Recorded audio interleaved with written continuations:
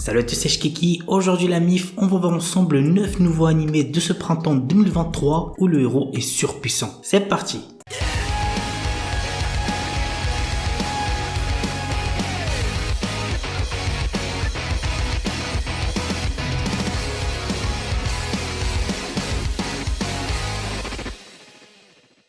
Isekai des Shitsuki wo Tenishita Orewa. Tenjo Yuta, notre héros, a toujours été victime d'intimidation. Il va au lycée tout en vivant seul dans la maison de son défunt grand-père. Bien qu'il ait toujours été confronté à de graves brimades, il a trouvé du réconfort pendant les longues vacances. Pendant cette période, il découvre dans la maison de son grand-père une porte vers un autre monde. Ce portail lui permet de voyager entre son monde et le monde fantastique, lui permettant d'acquérir de nouvelles compétences. Au fil du temps qu'il passe dans l'autre monde, notre héros devient de plus en plus fort dans le monde réel. L'anime a pour genre action, aventure, fantasy, isekai, romance, school life et pour thème apprentissage, autre monde, combat, démons, école, elfes, harem.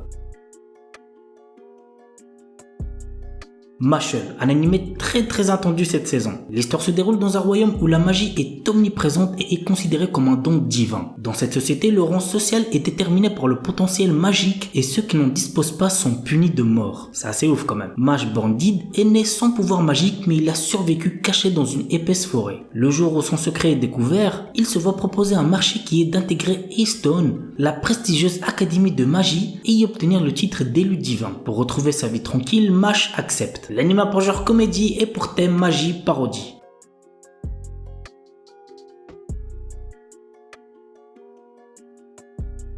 Isekai One Turn Kill Nissan. Après s'être perdu, Asahi Ikusaba reprend conscience dans un monde de fantasy. Malheureusement, il n'a absolument rien de spécial à l'inverse de sa sœur qui possède une compétence unique et passablement dangereuse. L'anime a pour genre comédie, fantasy, isekai et pour thème combat.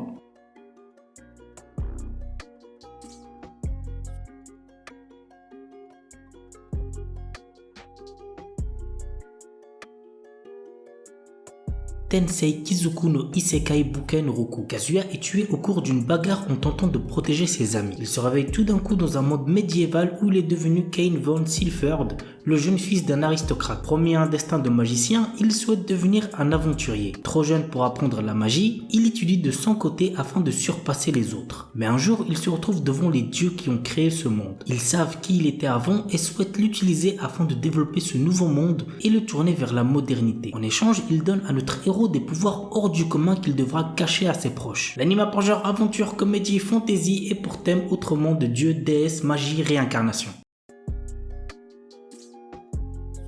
Kono Subarashi Sekai ni Bakuen wo. Nous y suivons les aventures de Megumin du moment où elle décide de quitter son village natal à celui où elle souhaite trouver une équipe pour faire des quêtes.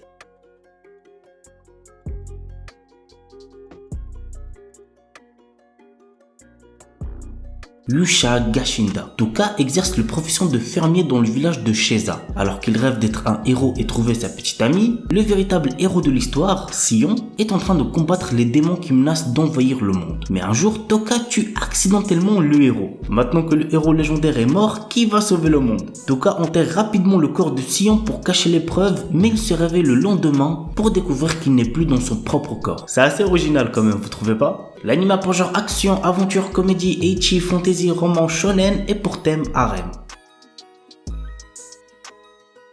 Passons maintenant à quelques suites, donc on a la saison 3 de Kimetsu no Yaiba, la troisième saison de Dr Stone et pour finir la seconde saison de Eden Zero.